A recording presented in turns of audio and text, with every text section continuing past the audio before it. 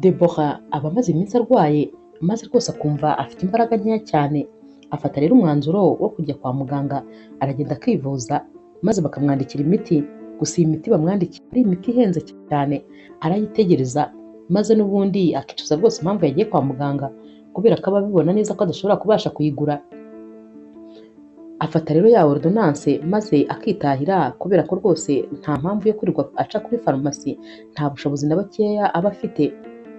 Akigera mu rugo rero mu mbaraga nkeya aba afite yicara ku buriri maze akitegereza iyi ordonnance, amarira agatangira gushoka ku matama ye. Arakomeza akayitegereza maze akayirambika ku kameza kaba kari mu cyumba cye. Ariel rero umwana we muto cyane yitegereza mama we, maze nubwo rwose ataba ari gusobanukirwa ibintu biri kuba, ariko atekereza ko byanze bikunze impamvu mama we ari kurira bishoboka rwose yuko ikibazo afite ari icy'amafaranga. Ntabwo aba asobanukiwe ibintu byinshi, ariko kubona mama we afashe aka gapapuro k'imiti ari no kurira, agira rwose igitekerezo ati byanze bikunze mama yabuze amafaranga yo kugura imiti. Aramwegera rero maze akamuhanagura ati mama humura, rega amafaranga uzayabona maze ugura imiti yawe. Naho mama we rero ahita amwenyura nyine mu gahinda kenshi ati mwana wanjye humura, nta kibazo rwose mfite, imiti nzayigura ndabizi, humura nzabona amafaranga ejo, imiti nzayigura, ntuhangayike. Abagira ngo nyine akomeze umwana we adakomeza guhangayika, ahita rero aryama kubera ko rwose aba afite imbaraga nke cyane, ntabwo aba akibashije kwicara umwanya munini. Ariel rero aragenda akicara muri salo maze akifata ku itama agatangira gutekereza. Ni umwana muto rwose ufite imyaka 6 gusa, atangira rero kwibaza ikintu yakora kugira ngo mama we abone imiti. Muri ako kanya rero aba ari gutekereza, areba imbere ye maze agahita abona imodoka ye y'igikinisho, igikinisho kimwe rukumbi yari afite kuri iyi si ndetse rwose yakundaga cyane, yagifataga nyine nk'umutungo we rwose, nkaho aricyo kintu cy'agaciro afite. Afata rero iyi modoka ye nyine y'igikinisho maze akayihobera akayishyira mu gatuza ke, nawe agatangira kurira kubera ukuntu aba ababaye. Gusa nyine ahita afata umwanzuro ati ngomba kuyigurisha maze nkabona amafaranga yo kugurira imiti mama. Afata ya modoka rero maze agasohoka buhoro cyane, mama we rwose atazi naho yagiye, maze akagenda akajya ku muhanda. Ajya rero ahantu ku isoko n'ubundi nyine baba basanzwe bacururiza ibintu bigiye bitandukanye, byaba ibikinisho byaba ibintu nyine by'ubwoko bwose, maze agahagarara ku muhanda atangira kujya rero avuga asakuza cyane ati ndi kugurisha iki gikinisho. Umumama rero wa mbere arahanyura maze akitegereza iki gikinisho akisekera akigendera, ababona nyine uyu mwana uri kugurisha igikinisho cyakoreshejwe akabona rwose arashekeje. Mu kanya gato rero noneho hanyura nyine undi mugabo nawe uba witeruriye ibitabo byinshi aba avuye kugura, maze akitegereza uyu mwana, ahita afata rero iki gikinisho akagishyira hasi, agahita amubwira ati imodoka yawe iragenda neza, ahari rwose ndakwifuriza ko waza kubona umukiriya.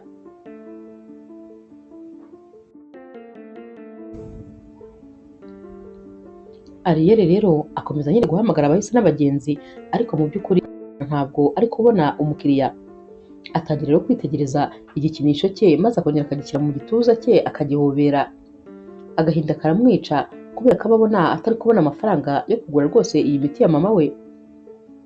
Mu kanya gato rero ajya kubona akabona imodoka nziza cyane iraje ije imusanga, imugera imbere maze igahita ihagarara. Uyu mugabo rero uba uri muri iyi modoka ahita afungura umuryango maze agasohoka ati peti uri kugurisha icyo gikinisho? Naho rero Ariel ati yego ndi kukigurisha rwose ndashaka amafaranga. Nata rero ni izina nyine ry'uyu musore uvuye muri iyi modoka, ahita aza akegera uyu mwana maze agaca bugufi cyane kugira ngo rwose areshye nawe, ahita afata nyine iyi modoka ye maze agatangira kuyitegereza. Ahita amubwira ati none se kubera iki wahisemo kugurisha iki gikinisho cyawe? Naho rero uyu mwana ati nyine ndi kukigurisha ku bwa mama wanjye. Mama wanjye akeneye imiti kandi ihenze cyane, ararwaye ararembye, rero nta mafaranga nyine namwe afite, niyo mpamvu rero nagurishije iyi modoka yanjye. Nata rero uri kwitegereza uyu mwana arabibona neza ko iyi modoka nubwo iba yarakoreshejwe rwose itakiri nshyashya, ariko aba abibona ko kuri uyu mwana iyi modoka ari umutungo kandi ukomeye, ariyo mpamvu nyine aba yafashe umwanzuro wo kuza kuyigurisha, aba abibona ko ari ikintu cy'agaciro cyane kuri we.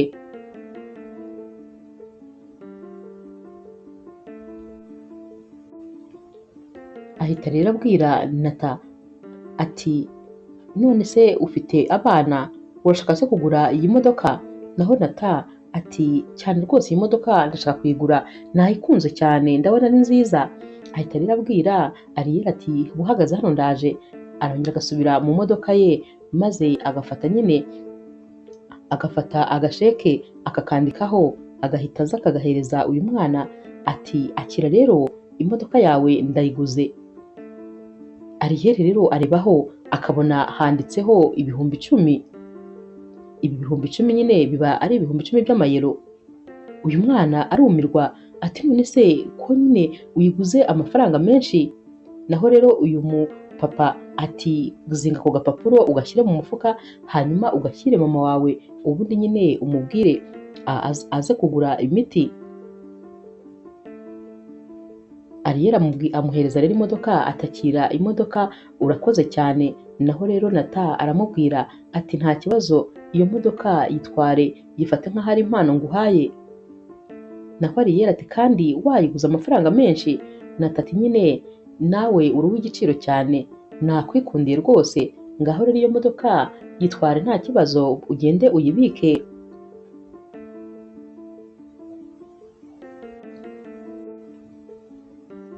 Nata rero ahita asubira mu modoka, maze Ariyeli akabanza agahagarara gatoya akitegereza iyi modoka y'uyu mugabo, ndetse nawe akamwitegereza. Amara kugenda, maze Ariyeli agahita agenda yiruka cyane cyane, ariko rwose yenda guca umutima, agera iwabo. Maze akigera imbere y'umuryango akabanza kunama akifata mu mavi akiruhutsa, aba yumva yenda nko kugwa hasi kubera kwiruka cyane. Ahita akomeza yiruka no mu cyumba cya mama we. Mama we akimubona ati Ariyeli wabaye iki? Niki ko wiruka cyane? Naho Ariyeli ntabwo aba abasha kuvuga kubera nyine ukuntu aba yirutse cyane. Ahagarara gato rero ari guhumeka nabi nyine, ari kwahagira birumvikana, maze agahita akora mu mufuka agakuramo ka gasheke akagahereza mama we. Mama we rero arakitegereza ati mwana wanjye utangiye kuba umujura, uvuye kwiba, iyi sheke uyibye hehe? Uyikuye hehe? Naho rero Ariyeli ati hoya mama, ntabwo rwose nayibye, mvuye nyine kugurisha imodoka yanjye, maze haza umugabo w'umukire cyane w'umwana mwiza, maze ampereza nyine iyi sheke ambwira ko aguze imodoka yanjye, ariko nyine yayincubije, yambwiye ko ayimpayemo impano. Deborah rero ariwe nyine mama wa Ariyeli atangira kureba, maze amarira akaza mu maso ati mwana wanjye, ibi bintu koko ko numva binteye ubwoba, ni gute umuntu tutazi, umuntu ubonye ubwa mbere yaguha amafaranga angana atya? Ayo mafaranga ni menshi cyane, sinibaza ukuntu rero umuntu yayaguha mutaziranye, ahari yenda hari ikindi kintu adushakaho. Ariyeli we birumvikana ntabwo rwose bari gusobanukirwa n'ibintu mama we ashaka kumubwira. Ariyeli rero abwira mama we ati ariko mama, ntabwo unyizera, njyewe ntabwo nakwiba, iyi sheke rwose bayimpaye, yambwiye ngo nyishyire mama nyine ngo agure imiti, kuko namubwiye ko ikibazo nari mfite ari uko mama wanjye yabuze amafaranga yo kugura imiti. Mama we noneho ajya yarira, maze agakurura umwana we akamuhobera ati mwana wanjye wakoze, uri umugisha kuri jyewe. Ahita rero abwira Ariyeli ati ngaho genda ube wikinira. Aragenda rero akajya hanze akaba akina, maze Deborah agasigara ari gutekereza ku byerekeranye n'iyi sheke. Imitima iba ari ibiri, umwe ati genda nyine ubikuze ayo mafaranga, ubundi nyine ugura imiti, undi ati ubu se koko ayo mafaranga urayakoresha utazi impamvu uriya mugabo yayabahaye? Imitima rero imibana myinshi, ariko agafata umwanzuro nyine ati ndarwaye cyane, nta buzima rwose mfite, icyiza ni uko nagura imiti maze nkanywa ngakira, ubundi namara gukira nkajya gukorera amafaranga, uyu muntu byanze bikunze nzamushaka maze nzamwishyura amafaranga ye. Nuko rero afata umwanzuro, maze agahita ajya kubikuza nyine iyi sheke, aragenda akagura imiti, maze akagura n'ibindi bintu byose baba bakeneye. Araza rero agatangira kuyinywa, nyuma y'igihe gito cyane rwose atangira koroherwa, dore ko nyine iyi miti rwose iba ari ingenzi.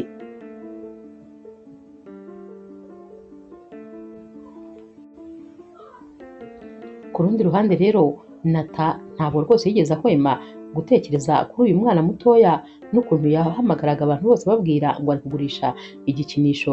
Yakomeje kumutekerezaho maze akajya yibaza ati ubuse koko mama we imiti yarayinyweye maze arakira, ubuse babayeho bate? Ababyibazaho kandi nta nubwo rwose abazi n'izina ry'uyu mwana.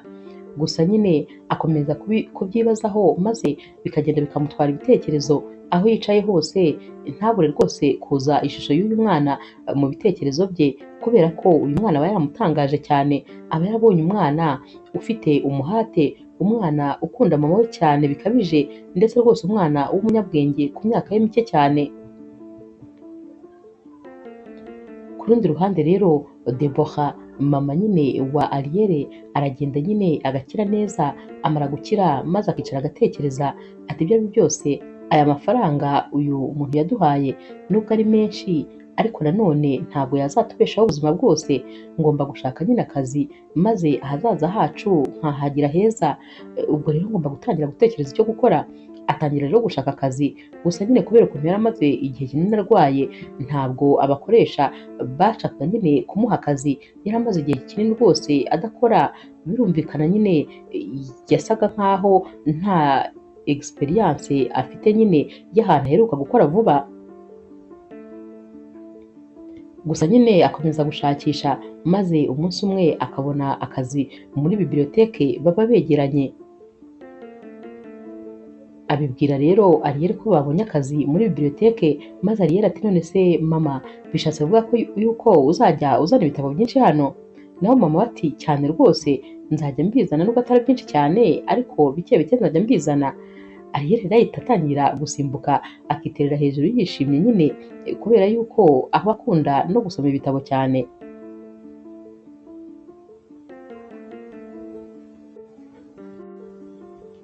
Naho rero Nata bikomeza rwose kumwanga mu nda, maze akifuza kumenya amakuru y'uyu mwana ndetse na mama we.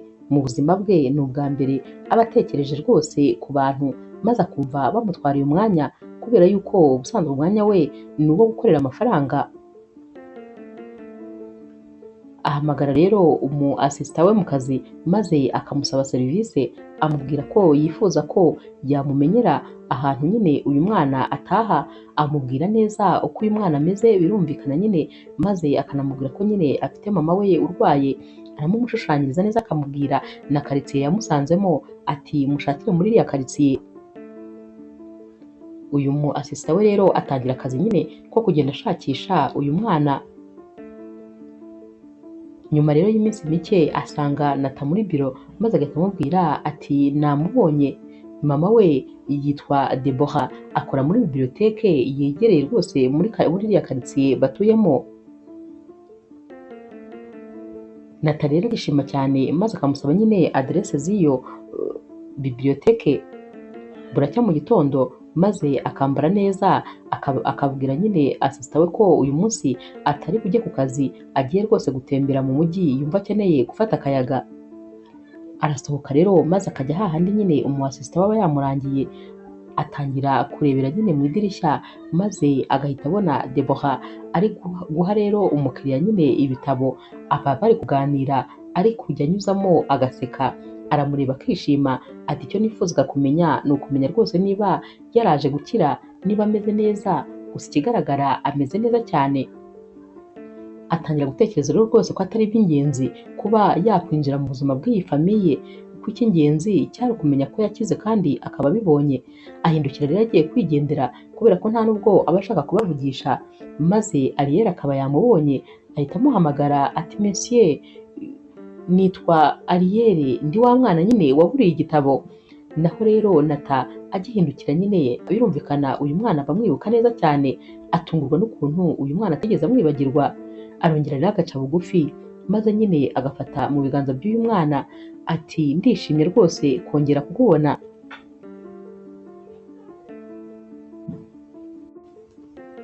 naho rero Ariyeli we ijambo rya mbere amubwira ahita amubwira ati mama wanjye yarakize, dore nguriya ameze neza. Mu by'ukuri Nata rwose niryo jambo aba akeneye kumva, kumva ko uyu mubyeyi yakize, ahita yumva abaye nk'umuntu rwose uruhutse, yumva abaye nk'umuntu utuye ikintu kiremereye, kuba n'umwana abizi nyine ko uyu mubyeyi yakize. Bakomeza rero kuba bari kuvugana, maze mama wa Ariyeli ajya kubona akabona umwana we ari kumwe n'umusore nyine w'umukire cyane rwose mu buryo bugaragara, yibaza rero ikintu yaba ari gukorana n'uyu mwana we, maze agahita aza yiruka. Ahita rero abaza Ariyeli ati uyu ninde, ninde muri kumwe? Naho Ariyeli ati mama, uyu nguyu nyine ni wa muntu wampaye ya mafaranga kugira ngo ujye kugura imiti. Debora rero ahita yifata mu maso, maze agahita atangira nyine gushimira uyu musore ati mwarakoze cyane, ni ukuri ndabashimiye mbikuye ku mutima, Imana izabampere umugisha, hari icyo nkugomba rwose, nkugomba ubuzima kubera ko ni wowe mbukesha kuba narabayeho, ni wowe rwose wampaye nyine kongera kuba muzima kuko nari ngeze ahantu habi cyane. Naho rero Nata ati hoya, ntabwo rwose ibyo ngibyo ari ibintu birenze, Imana ishimwe ahubwo ko uyu mwana nyine twahuriye ku gihe. Naho rero Debora ati gusa nyine nari maze iminsi rwose nirirwa bashaka, nifuzaga ko hari umunsi umwe twazahura nubwo ntari nzi uko bizagenda kugira ngo duhure. Naho rero Nata ati kubera iki washakaga ko duhura? Naho rero Debora ati nyine kubera ko nifuzaga kuzakwishyura amafaranga yawe. Nata ati ariko ntabwo ngewe nakugurije. Debora ati nanjye ariko ntabwo rwose nakwemera gufata amafaranga angana gutya y'umuntu tutaziranye.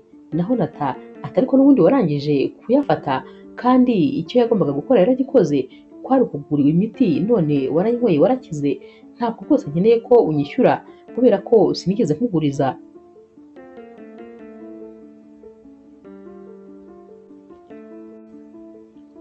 Nata rero akomeza kumubwira ati rwose ibintu nakoze n'undi muntu uwo ari we wese ufite ubushobozi ndetse ufite n'umutima yari kubikora. Uzi kubona umwana ungana gutya ku muhanda ari kugurisha igikinisho cye akunda cyane kugira ngo afashe mama we? Ntawe utabikora rwose uretse nyine umuntu udafite umutima. Ubwo rero bifate rwose nk'impano nabahaye, ntabwo nkeneye rwose ko ayo mafaranga agarukira. Debora rero yumva ko uyu musore nyine yamaramaje, maze agahita afata iya mverope aba afite ariko irimo amafaranga atuzuye, kuko aba yariyemeje kuzajya amwishyura mu bice bice, maze agahita yongera akayisubiza mu isakoshi. Debora rero ahita amubwira ati ariko uko byagenda kose, niyo utakwemera amafaranga ariko rwose nibura ndeka ngushimire mu bundi buryo. Naho rero Nata ati mu bundi buryo guteze, urashaka kubigenza gute? Debora ati nyemerera maze nyine ngutumire uzaze dusangire. Nata rero ahita yumva bimukoze ku mutima, kuko nyine ni ubwa mbere umuntu aba amutumiye ati uzaze dusangire atari ku biganiro bya bizinesi. Abitekerezaho akanya gato, maze Debora agahita amubwira ati kandi ntumbwire oya, ntabwo rwose nshaka kuri bumpakanire. Nata rero aramwenyura, maze agahita amubwira ati nta kibazo rwose nzaza.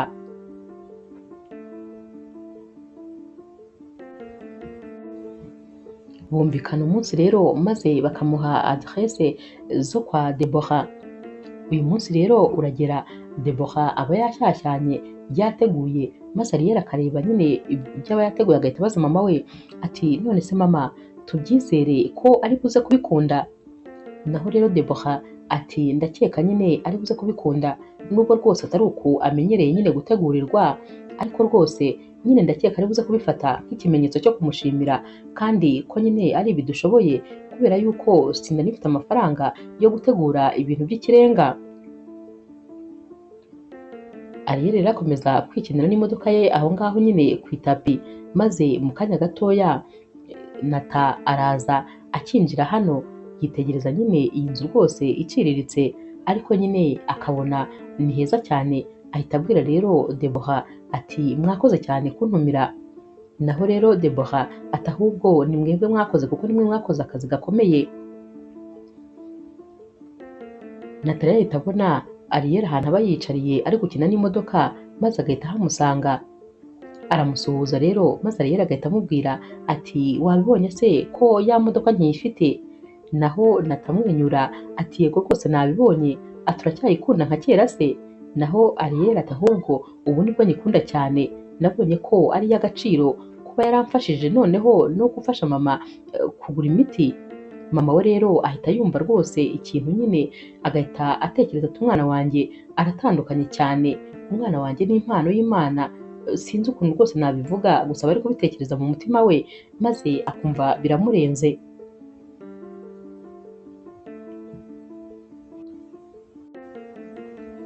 Bari ku meza rero baba bari kuganira, dore ko Nata aba afite amatsiko yo kumenya ubuzima nyine bwa Debora ndetse na Ariel, kumenya nyine aho akora uko bimeze n'ibindi byose biberekeye.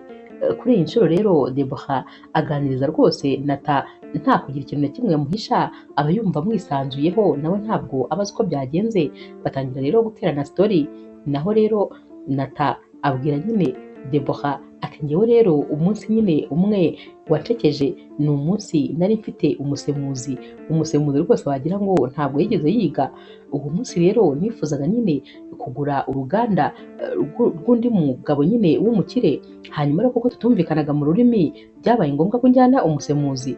Naho rero uwo musemuzi yansemuriye nabi maze birangira nyir'uruganda atekereza ko nifuza kugura imbwa ye aho kugira ngo ngure uruganda. Debora rero yumva nyine iyi story maze agaseka akenda gupfa, ati hoya ntumbwire ko wagiye ugiye kugura uruganda bikarangira bari kuguha imbwa ngo bariyo ujyana. Nata aseka cyane ati yego rwose, kubera ko ntumvaga ururimi bavuga nyine ntabwo namenye ibyo ari byo. Nagiye kubona mbona bari kuzana imbwa, mbabaza iyo mbwa niba baje kuyimpamo impano, maze bambwira ko ariyo narinde kugura. Narumiwe naratangaye cyane kuko njyewe nari nje kugura uruganda. Ati ibyo bintu rero byarancekeje, uwo munsi nyine ntabwo nshobora kuzawibagirwa kandi hashize imyaka myinshi cyane. Ibi bintu rero byasekeje Debora maze araseka ararira kubera ko rwose kwihangana byari byamunaniye neza. Naho Nata we rwose yumvaga ari ubwa mbere mu buzima bwe yumvise yisanzuye kandi atari mu rugo rwe, yumvise yishimye muri iyi famiye, yumva nyine yirekuye, ntabwo yumvaga nk'igihe yaba aheruka guseka bingana bityo. Kandi Debora nawe byari uko, dore ko rwose yahoraga ari kumwe n'umwana we mu bibazo gusa, umwanya wo guseka ntawe yabonaga kuko nta kintu gishekeje yajyaga abona. Ariko uyu munsi wabaye umunsi w'igitangaza kuri bose. Ariel rero nawe warebaga mama we ari guseka, nawe ibyishimo byari byamwishe kubera yuko yabonaga ko rwose mama we uyu mugoroba yanezerewe cyane.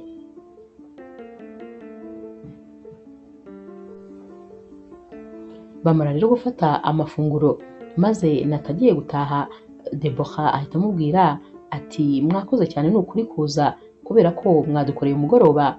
Naho Nata ati hoya ahubwo mwakoze cyane kunyumvita kubera yuko mwankoreye rwose umugoroba, ndumva nishimye cyane. Areba rero ku ruhande maze akabona Ariel yatangiye gusinzira, dore ko nyine ubwo aba ananiwe cyane. Ahita abaza mama we ati uyu munsi ariko birashoboka ko yakoze cyane. Naho Debora ati yego rwose yakoze cyane, gusa nyine buriya yishimye kuba yongeye kukubona. Nata ati nanjye nishimye kubera ko uriya mwana yarantunguye rwose kandi yarantangaje, nta muntu n'umwe utamwibazaho.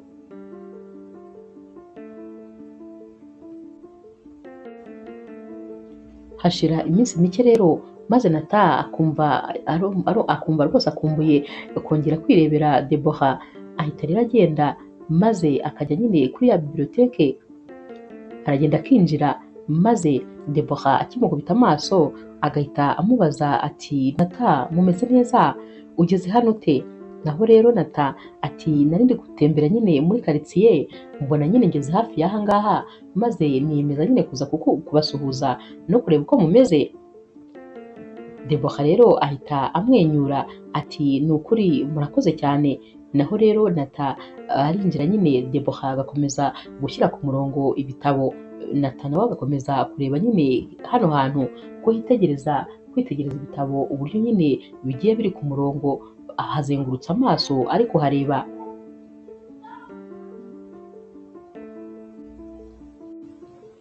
Debora rero arangira agahindukira maze akamubaza ati twasangiraga kafe, naho rero Nata ati yego. Bicara hano rero muri biblioteke maze nyine bagasangira agakafe, baraganira maze Debora agatangira kubwira nyine Nata iby'ubuzima bwe yanyuzemo, ubuzima bukomeye, ukuntu yareze Ariel ari wenyine, ndetse rwose n'utuzi nyine yagiye akora duciriritse kandi tusaba imbaraga nyinshi. Gusa aramubwira ati ariko ibyo byose simbyicuza rwose, kubera yuko nubwo ubuzima bwari bugoye ariko nibura nari mfite ikintu cy'agaciro, nari mfite Ariel umwana wanjye nkunda cyane. Ubwo rero ibyabaye byose ntabwo rwose mbyicuza kuko byose nabikoraga kugira ngo umwana wanjye amere neza. Birumvikana Nata aba ari kwitegereza uyu mukobwa cyane mu maso, maze akamubonamo rwose imbaraga zidasanzwe kubera nyine ubwo buzima bwose aba ari kumubwira yanyuzemo.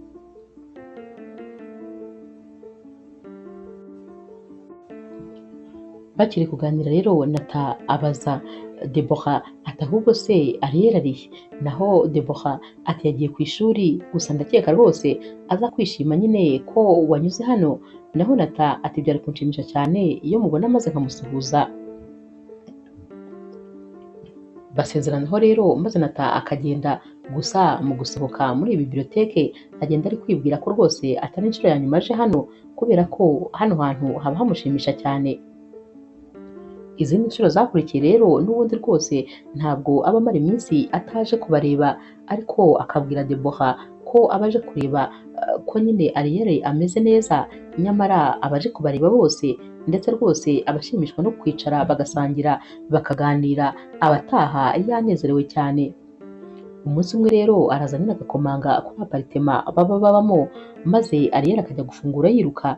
Amara rero gufungura maze agahita abona nyine Nata afite agakarito mu ntoki, ahita abona ko ari shokora zirimo, n'ibyishimo byinshi ahita amubaza atunzaniye shokora. Naho Nata ati yego rwose, natekereje ko byaba ari igitekerezo cyiza kuzikuzanira. Ariel ati urakoze cyane. Debora rero ahita abwira Nata ati ariko ni ukuri Ariel uri kumutetesha bikabije. Naho rero Nata ati hoya ntabwo ari ukumutetesha, ahubwo nyine ni ukumwitaho nk'umwana.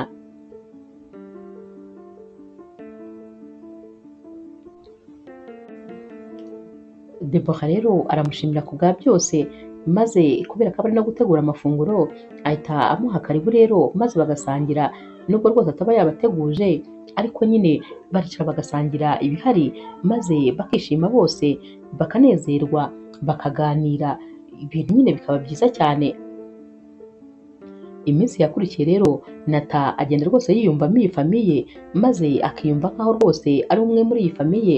Atangira kujya ajya kuzana Ariel ku ishuri akamutahana, akajya kureba nyine Debora bakaganira, ndetse ku mugoroba Debora akamubwira udukuru tw'ukuntu nyine yiriwe ku kazi, ibyabaye muri biblioteke uwo munsi, utuntu twose nyine akagenda akaba nk'umwe nyine mu bantu bagize famiye yabo. Baragenda bakiyumvanamo, yaba we yaba Ariel ndetse na Debora.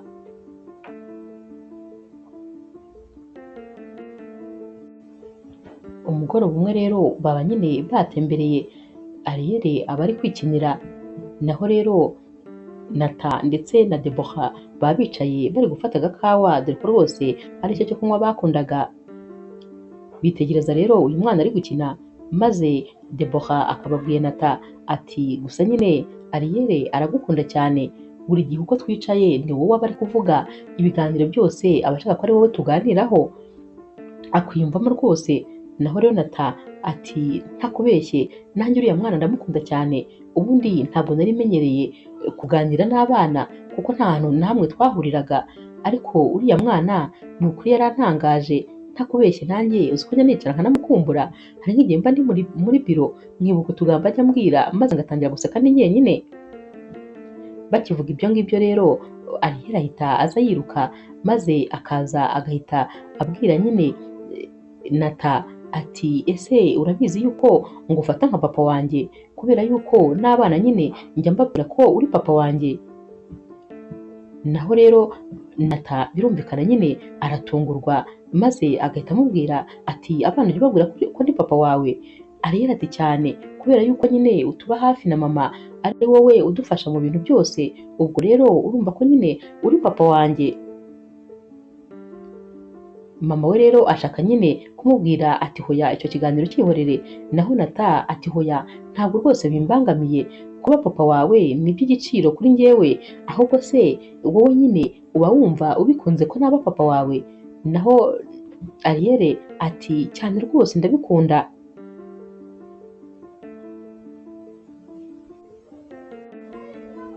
Akivuga ibyo rero Nata ajya kumva ibyishimo biramwuzuye ahantu hose, ajya kumva afite umunezero atazi ahantu uvuye, kubera uwo mwana nyine uba umwise papa, ndetse rwose n'iyi famiye aba yariyungukiye famiye y'umunezero.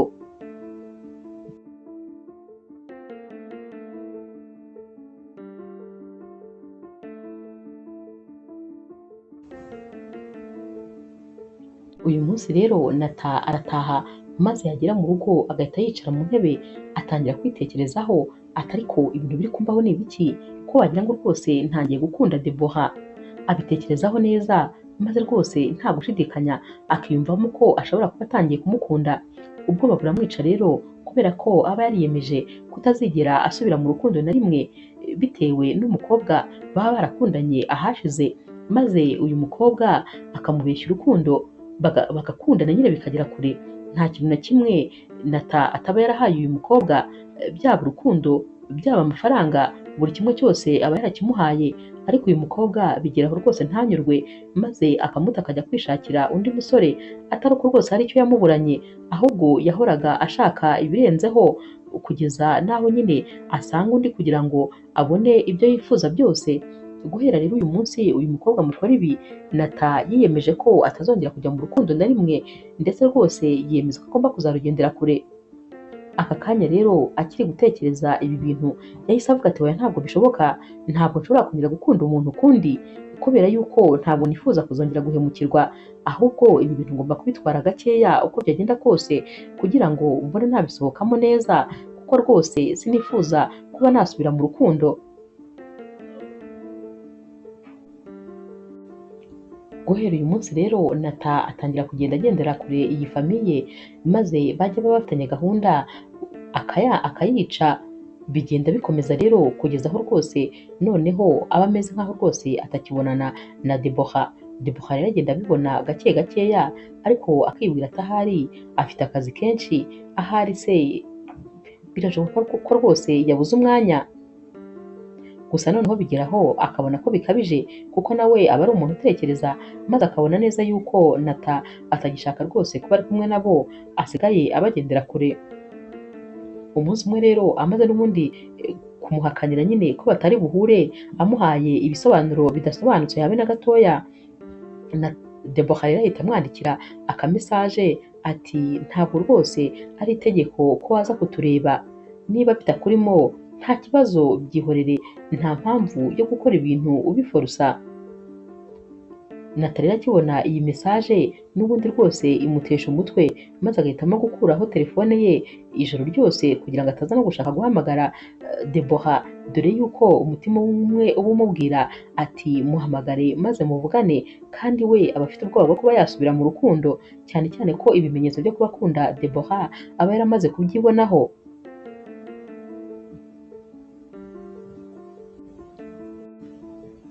Debora rero uba waramaze rwose no kwishyiramo Nata, dore ko aba yaratangiye kumukunda nubwo ntabwo baba bari babivugana. Umunsi wakurikiye rero Debora aricara maze agatekereza neza, aravuga ati ariko ibintu byose ndi kwibwira ndi kwibeshya rwose, ntabwo ari akazi gatuma atabona umwanya, ahubwo ntabwo adukeneye mu buzima bwe njyewe ndetse na Ariyeli. Ngomba rero nanjye gukora nka we, maze rwose ngatangira kugenda nigira kure, nta mpamvu zo kwinjiza umuntu mu buzima bwacu kandi atabishaka.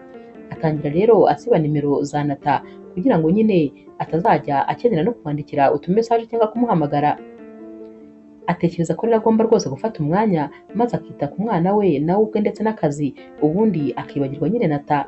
Atangira kubishyira mu bikorwa maze agatangira kujya yigira ku kazi, akita ku mwana we, akagerageza rwose kwirengagiza uyu musore nubwo aba nta masaha menshi amara atamutekereje, dore ko rwose aba yaramaze kumukunda kandi cyane. Ariko nanone abona ko nyine uyu musore atari mwiza kuri we, kubera ko nyine biba bigaragara nk'aho uyu musore we atamwiyumvamo. Nyamara siko biba bimeze, kubera ko Nata nawe aba akunda Deborah cyane, ni nayo mpamvu bari kugerageza kumuhunga kugira ngo ye gusubira mu rukundo.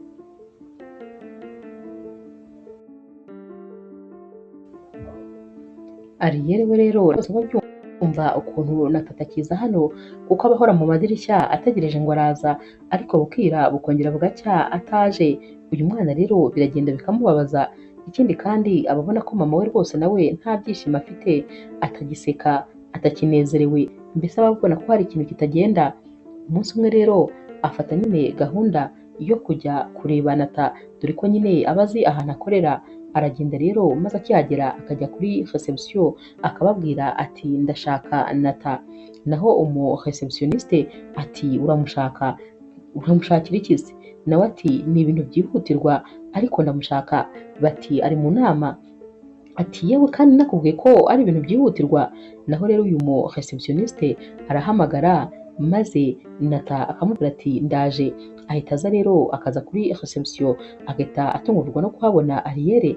Ati Ariel umeze neza? Naho Ariel ntabwo aba ari guseka, aba yijimye rwose, ubona nyine ameze nk'uwarakariye Nata. Ati nje kukubaza impamvu rwose watuviriye mu buzima, kubera iki watwanze? Twakubwiye nabi? Wajya kuza maze ukadusetsa, tugasangira, tukaganira, tukagira ibyishimo, mama wanjye nawe akishima akanaseka. None waragiye ntabwo agiseka, nta byishimo tukigira. Kubera iki wanze kugaruka ngo twongere dukora n'ibyo twakoranaga? Kubera iki utakiza ngo dusangire? Habaye iki? Mama wanjye yarakukubise? Ni ukubera iki? Cyangwa mama wawe yarakubujije kugaruka iwacu? Birumvikana nyine aya magambo yose uyu mwana aba ari kubaza Nata, we rwose aba yaguye mu kantu. Ahita rero aca bugufi maze nyine agatangira guhanagura mu maso Ariel. Ati ni ukuri umbabarire rwose, ni uko nyine nagize akazi kenshi, ariko ntabwo mama wanjye yambujije kuza kubareba, nta nubwo mama wawe kandi yankubise naje kubareba. Umbabarire ni ukuri, ntabwo rwose nabanze. Naho Ariel ati waratwanze rwose biragaragara. Naho rero Nata ati ndabakunda cyane kandi muri umuryango wanjye, ntabwo rero nabanga, kubera ko no ku mutima we aba ari gutekereza, akumva rwose kuba nyine atajyayo biramubabaje, ariko nanone yatekereza ibyaba bimutegereje aramutse akomeje kujyayo, nabyo akumva ntabwo yabasha kubyihanganira.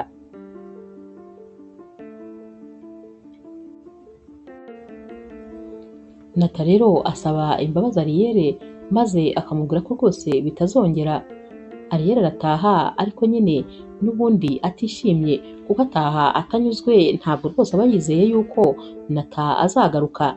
Naho Nata aragenda akajya mu rugo maze akicara agatekereza, akibuka nyine ubwa mbere ahura n'uyu mwana, akibuka ukuntu Deborah ajya amuganiriza maze akamubwira ubuzima bukomeye yanyuzemo.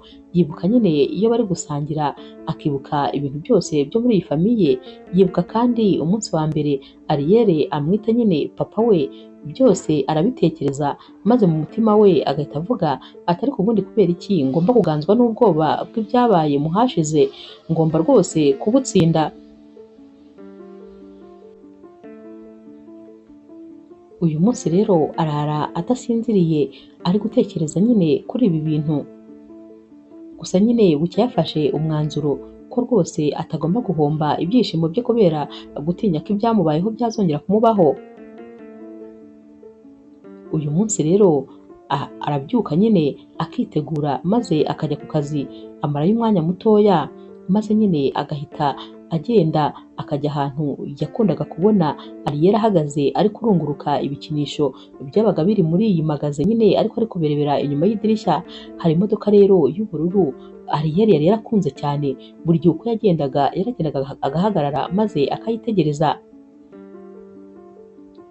Nata rero aragenda akajya kureba nyine muri iyi magaze, maze agasanga iyi modoka iracyarimo, asaba rero ko bayimufungira mu mpano maze nyine bakayimuha. Ku mugoroba akazi karangiye aragenda maze akajya nyine kwa Debora arakomanga, maze nyine nk'ibisanzwe Ariyeli akaba ari uza gufungura.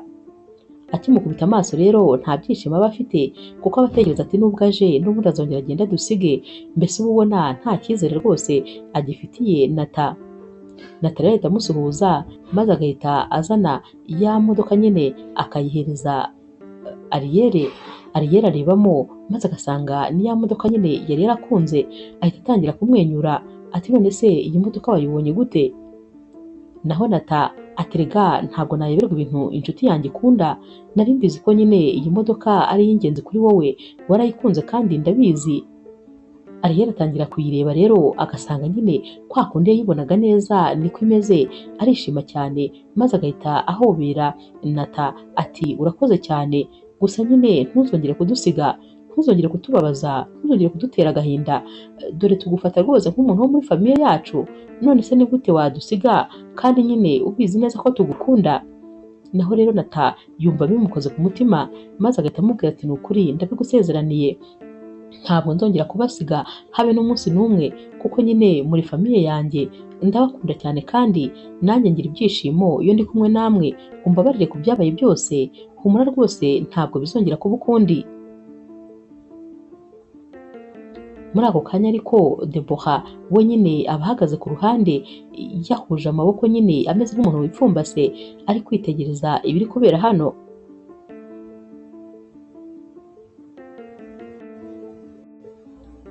Debora rero ahita abwira nyine Nata ati niki se kitubwira yuko umunsi umwe utazabyuka maze ukumva rwose ufite ubwoba bwo kugaruka hano, maze bikarangira utagarutse?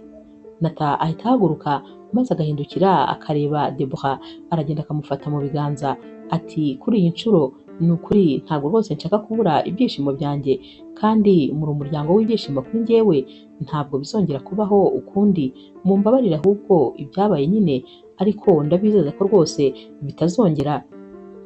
Ibizaba byose njye n'umuryango wanjye ari wo mwebwe tuzagerageza kubirebera hamwe, maze niba ari ibibazo tubikemurire hamwe. Bahita rero bahoberana na Debora, maze Debora nyine akumva rwose ibyishimo nyine biramurenze. Naho Ariyeli ahita aza abasanga maze agahita ababwira ati ubwo rero bishatse kuvuga ko guhera uyu munsi turi umuryango? Naho Nata ati yego rwose turi umuryango, kandi umuryango urakundana, umuryango ugerageza gukemurira ibibazo hamwe, ubwo nyine byose tuzajya tubisangira, byaba ibyiza ndetse n'ibibi.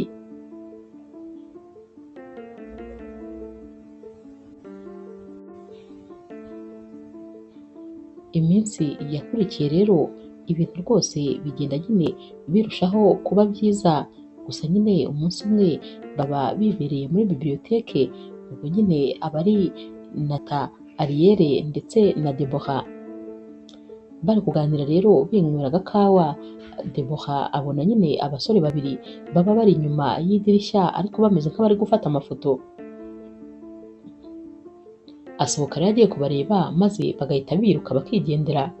Aragaruka rero akabwira Nata ati sinibaza impamvu abantu baba batugendaho badufotora. Naho rero Nata ahita amubwira ati ubonye bari abafotogarafe? Debora ati cyane.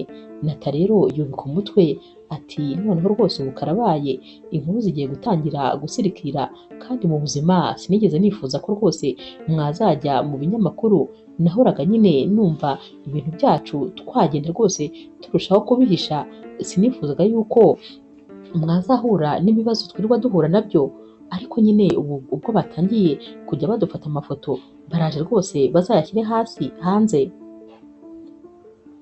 Guhera rero uwo munsi noneho Nata atangira kujya abona ko rwose agenda akurikirwa n'abafotogarafe ahantu hose aba ari kujya, bagenda bamufata amafoto, ndetse kenshi cyane yaba yagiye ku ishuri kuzana Ariyeli akabona rwose abafotogarafe ni benshi kandi bagiye bihisha mu bice bitandukanye. baba nyine batangiye kuvumbura amakuru y'uyu musore w'umukire cyane, ubona ari kujya akunda nyine kujya muri iyi biblioteke iba ikoramo uyu umufiyemere ndetse n'umwana we.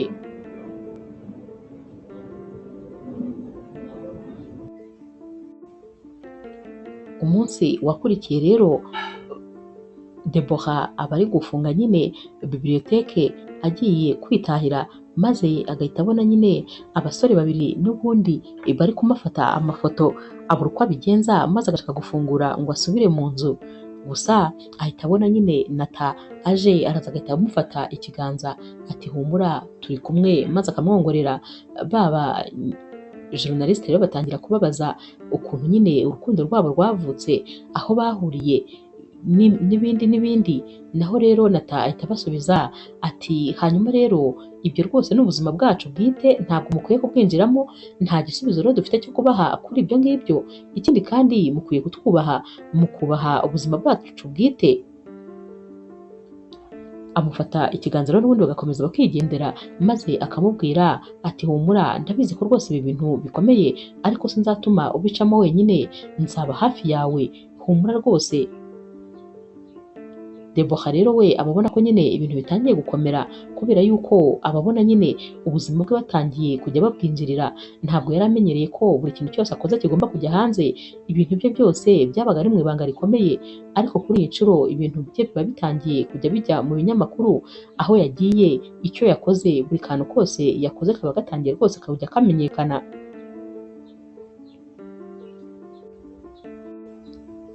Uyu munsi rero Nata ndetse na Debora baratana, maze bagera kwa Debora, Nata nyine akareba ukuntu Debora aba rwose nta kabaraga afite, ubona nyine yacitse intege.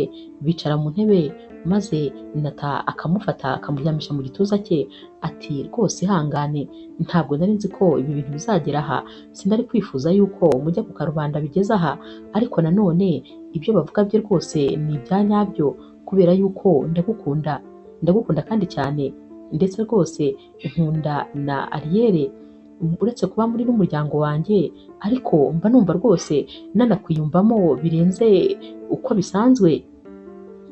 Debora rero arahindukira akamureba ati ushatse kuvuga iki? Naho rero Nata ati nshatse kuvuga ko nyine ntagukunda nk'inshuti yanjye, ahubwo ngukunda nk'umukunzi wanjye, nyine ngukunda urukundo rwihariye, ndagukunda cyane. Debora rero uba wacitse intege biramurenga rwose, maze nyine agahita amubwira ati none se ntabwo uhangayikishijwe n'ibyo abantu bazavuga, ntabwo uhangayikishijwe n'uko ibi bintu bishobora kuzagira ingaruka ku ma business yawe?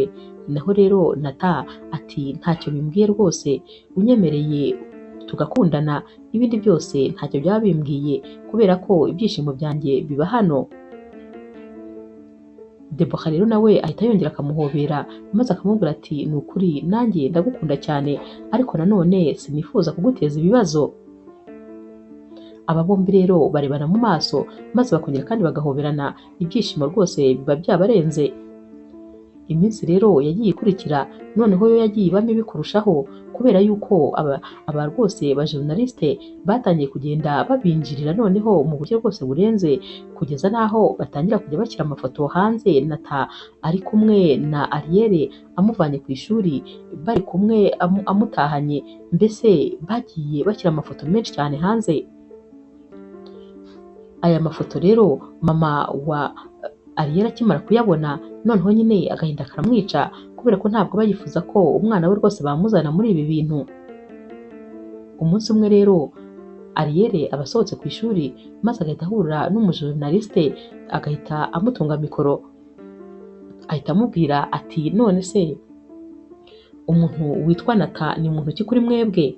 Naho rero Ariel umwana muto rwose udafite uburyarya, utazi kubeshya, yahise amubwira ati uriya tumufata nka papa wanjye, kandi nyine ni umwe mu muryango wacu, kubera yuko aza iwacu tugakorana ibintu byose. Muri ako kanya rero Nata abaje maze aje kumutwara ahita abwira aba banyamakuru ati ndababwiza ukuri rwose nshobora kubakurikirana mu mategeko, ni gute mubaza umwana ibintu by'ubuzima bwa famiye ye, umwana mutoya ungana gutya? Aba rero bahita biruka maze bakigendera, ariko inkuru za nyazo baba bazibonye. Bwakeye noneho hahiye neza neza, bari kujya bandika bati noneho uyu mwana yita Nata papa we, bishatse kuvuga ko rwose afitanye umubano n'iriya famiye udasanzwe. Inkuru nyine ziba zacicikanye ahantu hose, aho Debora anyuze hose baba bamwitegereza maze bagatangira kongorerana. Ni nk'uko kandi biba bimeze no kuri Ariel, mbese ibintu rwose biragenda bikabacanga neza neza.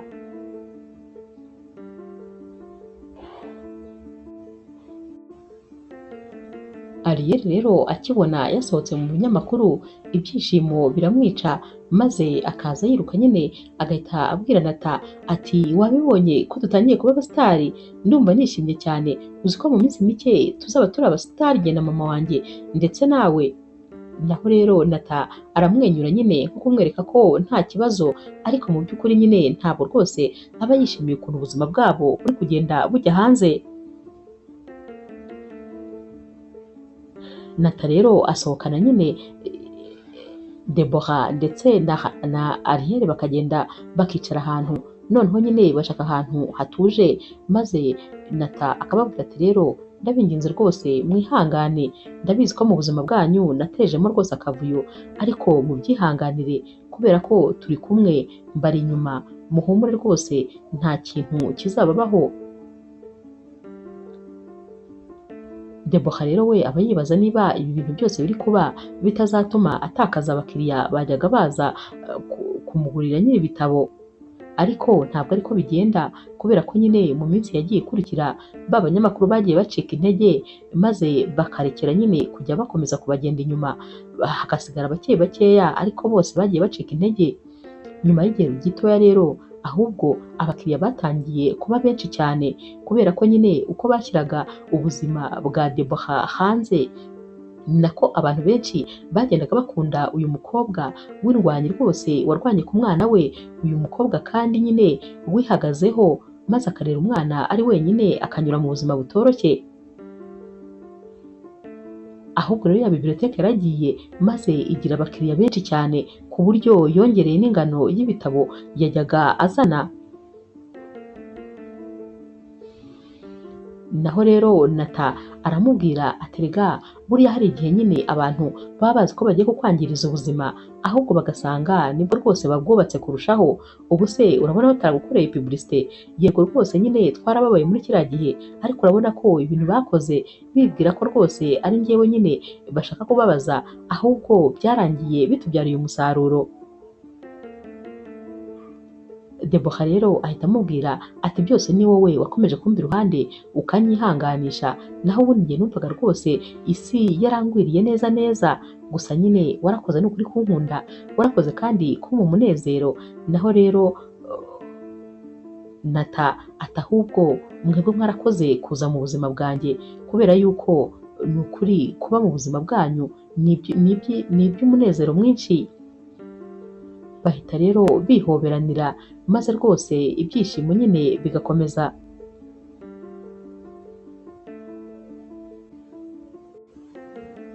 Umunsi umwe rero Nata ndetse na Debora basohotse, Nata rero aramubwira ati ni ukuri ndambiwe no guhora duhisha urukundo rwacu, ndabakunda cyane kandi ni ukuri nejejwe no kuba muri umuryango wanjye.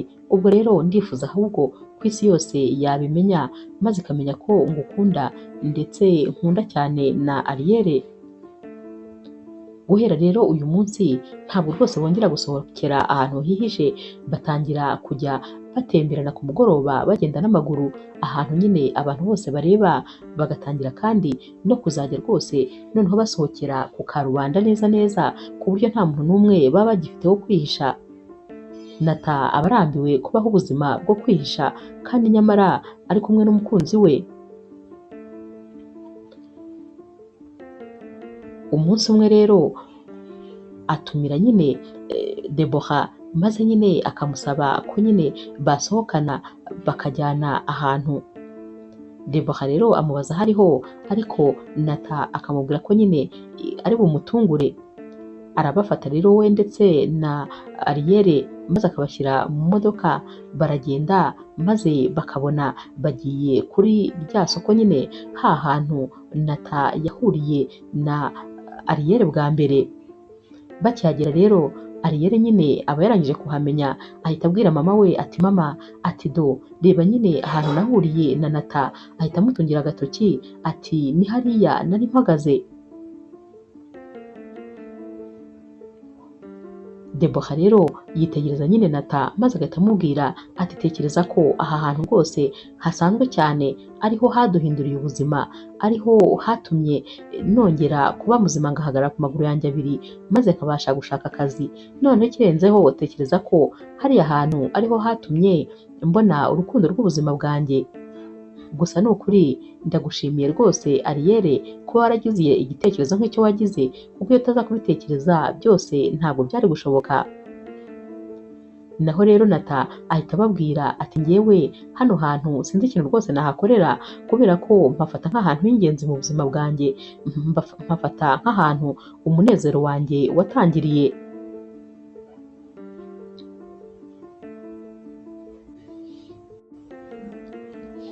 Nata rero akomeza nyine kubwira Debora iby'amateka y'aha hantu, maze hashira akanya gato agahita akura mu mufuka impeta maze agashyira ivi hasi atitaye uko hasaga. Ahita amubwira ati rero rwose mukunzi wanjye, nk'uko hano ariho ibyishimo byanjye byatangiriye, ariho kubamenya byatangiriye, ndifuza yuko n'umubano wacu w'umwihariko ariho watangirira. Naragukunze urabizi, ndagukunda cyane rwose kandi umpora ku mutima. Hanyuma rero ndifuza ko rwose wanyemerera maze ukazambera umugore. Naho rero Debora ibi bintu nyine aba yumva bimutangaje cyane, aba yibaza nk'ukuntu yaba yarabitekereje maze bikamuyobera. Ahita amubaza ati none se ubu koko mbwira ibi bintu wabitekereje gute? Naho rero Nata ati ibi bintu rwose nakomeje kubitekerezaho, hano hantu sinjya mpibagirwa mu bitekerezo byanjye, kubera yuko niho nyine nabereye undi muntu, niho umunezero wanjye wavuye, sinshobora kuhibagirwa na rimwe. Ubwo rero natekereje ko n'ibindi bintu byanjye byiza byose ariho bigomba kuzajya bitangirira. Ariel rero we ibyishimo biba ari byose, ati noneho se ubu ngubu nyine ubaye papa uri ofisiyeri? Naho rero Nata amwenyura ati hoya, nabaye papa wawe guhera kera kose, ndacyari papa wawe kandi n'ubu ngubu ndetse nzahora ndi papa wawe. Ibyishimo rero biba ari byose, maze Ariel agahita abwira mama we ati mama vuga yego. Naho rero Debora uba rwose watwawe n'ibyishimo, nta nubwo aba yibuka yuko atigeze avuga yego. Ahita rero ahindukira akareba mu maso Nata maze akamubwira ati ndabyemeye rwose, kuko nyine uri umunezero w'umuryango wacu. Ahita amwambika impeta maze agahaguruka bagahoberana. Abantu rero bose baba bari hano bakamuma amashyi, kuko nyine baba babona ibi bintu bidasanzwe. Bamara rero kwambikana impeta maze bagafatana mu biganza, bakaba batembera hano hantu gahoro gahoro, bagenda baganira, ibyishimo ari byose.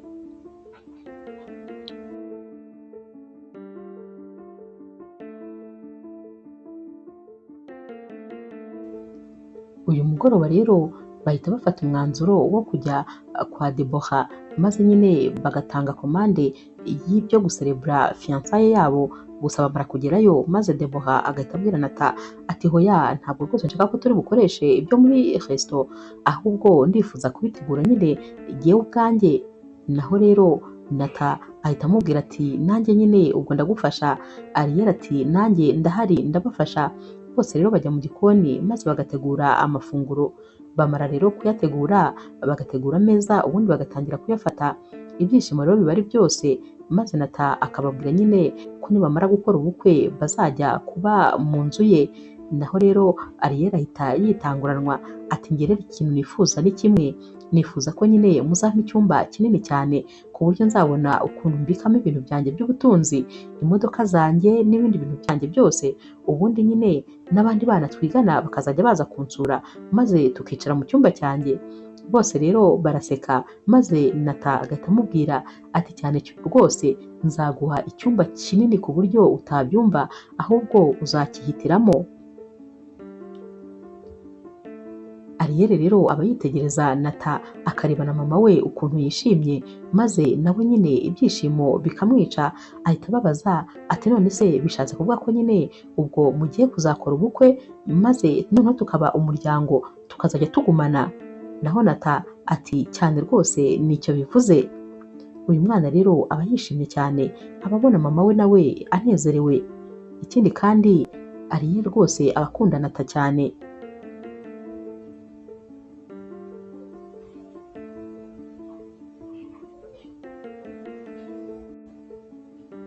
Iminsi rero yakurikiwe bagenda noneho batangira gutegura iby'ubukwe bwabo, aho bazabukorera ndetse n'uko rwose buzaba bumeze. Nata rero abwira Debora ati byose ndabigushyira mu biganza, ndifuza ko rwose ari wowe uhitamo aho ubukwe bwacu buzabera, ugahitamo kandi imyambaro tuzambara, mbese buri kimwe cyose ndifuza ko ari wowe uzagihitamo. Naho rero Debora biramurenga rwose, aba amaze igihe kinini cyane atabona umuntu umuha agaciro nk'uko nyine Nata aba abigenza. Abatangarira uyu musore, umusore rwose w'umukire cyane wabayeho mu buzima bwiza, ariko umusore kandi w'umwana mwiza. Gusa nyine Nata umunsi umwe yicaza nyine Debora maze akamubwira ati rero hari ikintu nyine mu buzima ntigeze nkubwira, sinigeze nkubwira ko burya impamvu yatumaga cya gihe ntangira kujya nifatafata yari uko nyine nigeze gukunda umukobwa maze rwose ntambere umwana mwiza akansiga akanta. Najyaga ntekereza ko rero nawe nyine ningukunda ariko bizagenda. Nahoraga mfite ubwoba ndetse rwose nkumva ntakwiriye gusubira mu rukundo. Gusa nyine kubera urukundo nagukundaga byanteje imbaraga maze numva ngomba gutangira kurwana ku rukundo rwacu, nuko nyine nagarutse mu rukundo. Gusa nyine ndakwinginze icyazaba cyose uko byazagenda kose ntuzamve iruhande, kuko ndagukunda cyane kandi uri byose kuri njyewe. Wowe na Ariyeli muri umuryango wanjye kandi nkunda. Naho rero Debora ahita amwegera akamuhobera maze agatangira nyine kumukora mu maso, atumva nkubwire ni ukuri ntabwo rwose nzigira ngo hemukira humura, erega abantu bose ntabwo baba bameze kimwe. Nanjye nabayeho mu buzima mba njyenyine, nta muntu n'umwe wigeze anyitaho cyangwa ngo ampe urukundo, ariko wowe waraje byose birahinduka. Ukuntu wanyitayeho ni ideni rwose kuri jyewe.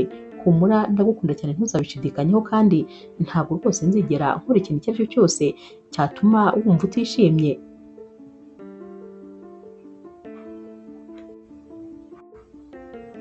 Ubukwe bwabo rero bakomeza kubutegura uko Debora abyumva, uko yifuza ko byazagenda, dore ko rwose yari n'umukobwa nyine udakunda ibintu bihenze cyane, udakunda ibintu byo hejuru.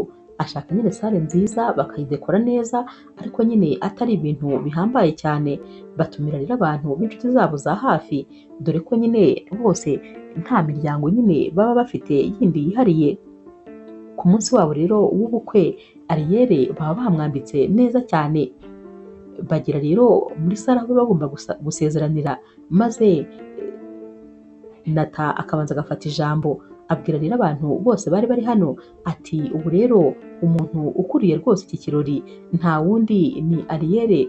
Uyu mwana mureba aha ngaha niwe wampuje na mama we, byose rero niwe mbikesha.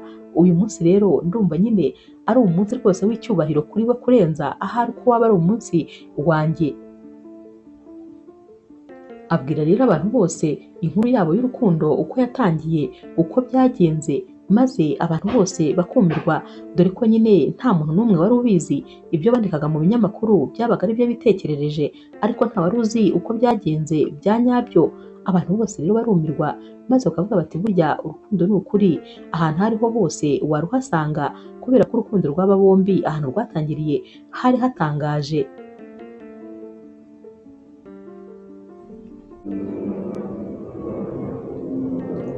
ubukwe rero burarangira maze bagataha. Bakigera mu rugo rero Ariyeli amatsiko aba ari yose yo kubona nyine icyumba bamuteguriye, bajya kukimwereka maze agahita atangara atuzi yuko iki cyumba kiruta ya aparitema twabagamo na mama.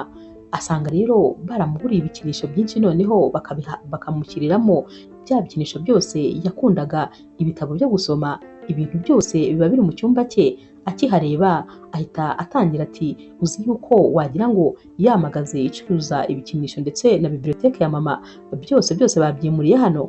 Ibyishimo biba ari byose, aba ari kujya asimbuka akihonda ku buriri, akongera akabyuka agafata igitabo, agafata imodoka, agafata ibintu byose, mbese ababona byamurenze, ibyishimo ari byose.